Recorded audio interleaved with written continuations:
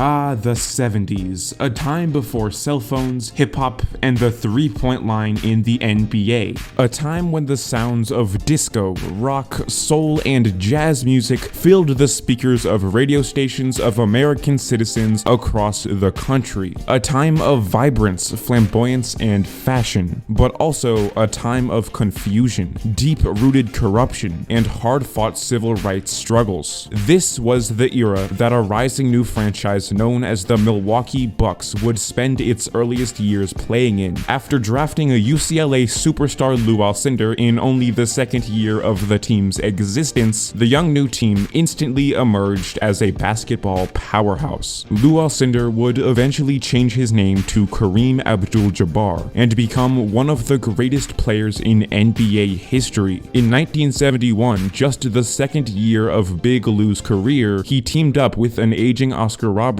and gave the Bucks their first ever championship. The next few years would be a constant battle to reclaim this title of NBA champions, a battle that was especially hard to win in an era where the league saw its greatest amounts of parity. Earlier in the decade, you had to deal with Clyde Frazier, Willis Reed, and a profoundly deep Knicks team, not to mention the big three pairing of Jerry West, Elgin Baylor, and Wilt Chamberlain over in LA. But as time went on, these initial titans crumbled and new ones rose in their place. John Havlicek and MVP Dave Cowens always found themselves in the championship conversation. The Twin Towers duo of Wes Unseld and Elvin Hayes out in Baltimore was one of the NBA's first ever hyper-successful big man pairings in league history. Meanwhile, over in Seattle, Jack Sikma's Sonics were always in contention for a chip, as were Rick Barry's Warriors, Bill Walton's Blazers, and Bob McAdoo's Buffalo Braves. The 70s was like the Wild West of basketball. It truly was anyone's game. The year 1974 would be the one that the Bucks would come closest to reliving the glory they once enjoyed 3 years prior when they won their first ring. The team found themselves matching up against the Boston Celtics in the NBA Finals, but their efforts would unfortunately fall short. After a hard-fought 7 games where Alcindor would put up 33 points, 12 rebounds, and 5 assists per game, while also not sitting out for a single minute all series long.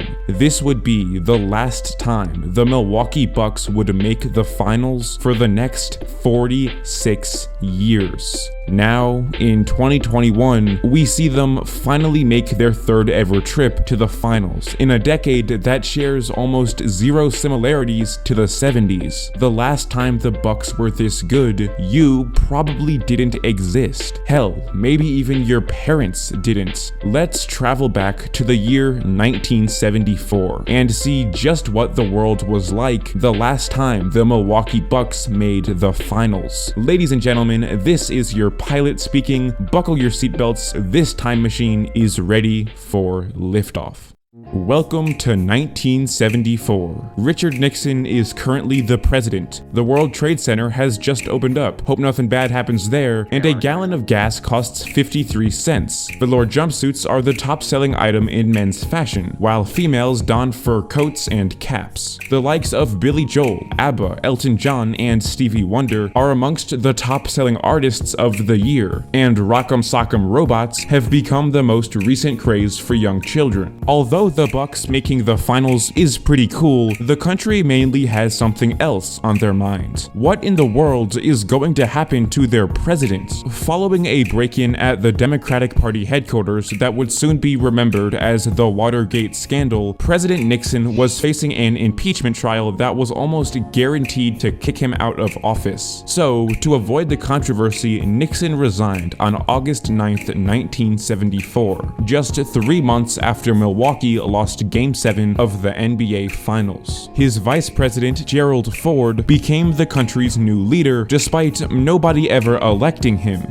Ford then pardoned Nixon for his crimes, and suddenly the country began to grow suspicious of their entire government. Was everybody corrupt and in on this scandal? This belief eventually made way for Jimmy Carter, a man with little ties to the establishment, and was also someone that was literally a peanut farmer that lived lived in public housing before he became president to be elected in 1977. The country just needed someone new and trustworthy after losing trust in their entire government. But for now, since, of course, we are in 1974, the country is stuck with Gerald Ford, a man who nobody likes and nobody trusts. The Vietnam War is still happening, but has almost concluded. By 1975, the US will have pulled out all of their troops. There is also some progress made in the Civil Rights Department. Detroit elects its first ever black mayor, and the groundbreaking Equal Credit Opportunity Act is signed to prohibit discrimination on the basis of race, color, religion, national origin, and sex, among many other things, in credit transactions. Unfortunately, due to the assassinations of Malcolm X in 1965, Martin Luther King Jr. in 1968, and Fred Hampton in 1969, the civil rights movement that swept the nation throughout the 60s will lose a lot of its prominence in the 70s. The movement is picked up by a variety of athletes and public figures who continue the fight for civil rights. Among those athletes is Milwaukee's own Lou Alcindor.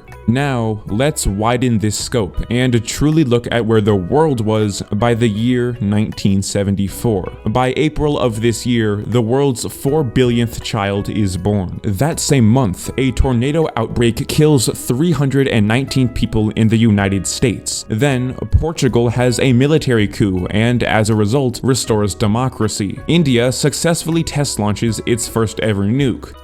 Neo-fascists in Italy bomb a train in a tragic event that kills 12 and injures nearly 50. A massive drought across Africa causes widespread famine and for 1.7 million to starve. Ethiopia starts a civil war, and then, following suit, the US also starts a civil war. In a little-known conflict known as the Kootenai War, the US refuses to give assistance to a small Native American tribe in Idaho, so that tribe then turns around and declares civil war on their country. The Indian tribe actually technically won the war since the US decided to not participate and simply provide them the aid that they were asking for, so shout out to Amelia Trice. That's the name of the lady who was behind this movement and pretty much single-handedly beat the US in a civil war. But enough of all that dumb politics stuff. Let's talk about sports. West Germany wins the FIFA World Cup. The Miami Dolphins win the Super Bowl. And for all you freaks that enjoy baseball, the Oakland Athletics win the World Series. NBA stars like Steve Nash, Ben Wallace, Rasheed Wallace, Jerry Stackhouse, and Marcus Camby were all born this year. Yes, that's right, all of these retired veteran players were all under 1 year old. The last time the Bucks were in the finals. It has been a while. The biggest sporting event of 1974 was a boxing match between Muhammad Ali and then heavyweight champion George Foreman in a spectacle known as the Rumble in the Jungle. Ali had been stripped of his awards and thrown into prison for refusing to be drafted into the Vietnam War just a few years prior, but he bounced back and knocked out Foreman in the 8th round of this fight. George Foreman now sells grills for a living.